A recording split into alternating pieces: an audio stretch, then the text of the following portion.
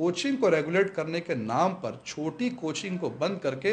बड़े बड़े coaching players को अगर आपको लाने की तैयारी है तो हम इसके खिलाफ हैं। हम इस पक्ष में है कि कोचिंग का नियंत्रण बहुत ज़रूरी है छात्रों के हित के लिए, लेकिन साथ साथ झारखंड सरकार की मंशा पर जो है हम सवाल उठा रहे हैं। इसके पीछे कारण क्या है, मैं आपको 3 उदाहरण दूंगा। सबसे पहले झारखंड सरकार ने एकलव्य प्रशिक्षण योजना के तहत एक टेंडर निकाला था, जिसमें कहा था कि राज्य में आईआईटी के लिए, मेडिकल के लिए, यूपीएससी, जेपीएससी, बैंकिंग के लिए हम जो है कोचिंग इंस्टीट्यूशंस को टेंडर देंगे, और ये टेंडर बहुत करोड़ों रुपए का टेंडर था। लेकिन टेंडर निकालने के बाद में इसको अचानक से बिना कोई कारण बताए रद्द कर दिया गया, जिसके बाद हमने इल्ज़ाम लगाया कि कहीं ना कहीं बड़ी कोचिंग के साथ सेटिंग करने के लिए सरकार ने सारा खेल खेला है। उसके बाद सरकार ने एक दूसरा टेंडर निकाला जिसका नाम है मिशन यूपीएससी, जिसके तहत सरकार ने कहा कि हम उन आदिवासी बच्चों को पैसे देंगे, कोचिंग को डायरेक्टली पैसे देंगे, जिन्होंने यूपीएससी जेपीएससी का इंटरव्यू तक स्टेज तक उन्होंने तय किया हो। हमारा कहना था कि जिन बच्चों ने ऑलरेडी यूपीएससी या जेपीएससी का इंटरव्यू दिया हो, उनको कोचिंग की क्या ज़रूरत है, यानी कहीं ना कहीं आप कोचिंग इंस्टीट्यूशंस को डायरेक्टली पैसे देने की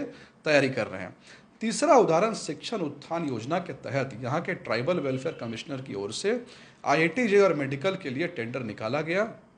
लेकिन मजे की बात है कि टेंडर प्रक्रिया अभी प्रोसेस में ही है, और मंत्री जी की तरफ से और अधिकारियों की तरफ से फिजिक्स वाला नाम के कोचिंग इंस्टीट्यूट का नाम डिक्लेयर कर दिया गया कि इनके साथ हमारा एमओयू होना है। और जब हमने इस सवाल को उठाया तो मंत्री जी ने आनन फानन में अपने मीडिया सलाहकार जो उसको वहाँ से डिसमिस कर दिया।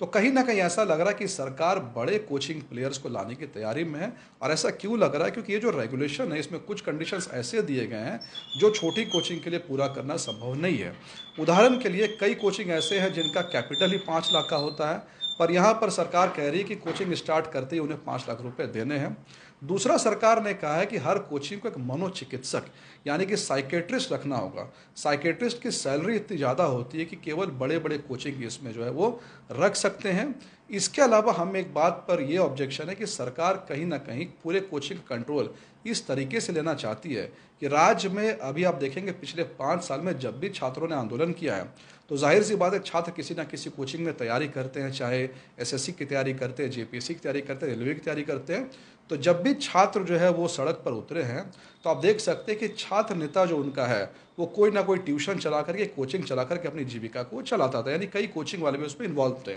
तो कहीं ना कहीं हमें ऐसा लग रहा है कि सरकार की पूरी मंशा ऐसे छात्रों की आवाज़ को दबाना है, ऐसे छात्र नेताओं की आवाज़ को दबाना है जो समय समय पर सरकार के खिलाफ जो है सड़क पर उतरते हैं और छात्रों की मदद करते हैं। यानी हमारा कंक्लूजन बिल्कुल साफ है, आप कोचिंग को रेगुलेट कीजिए, नियंत्रित कीजिए, लेकिन कोचिंग को रेगुलेट करने के नाम पर छोटी कोचिंग को बंद करके बड़े बड़े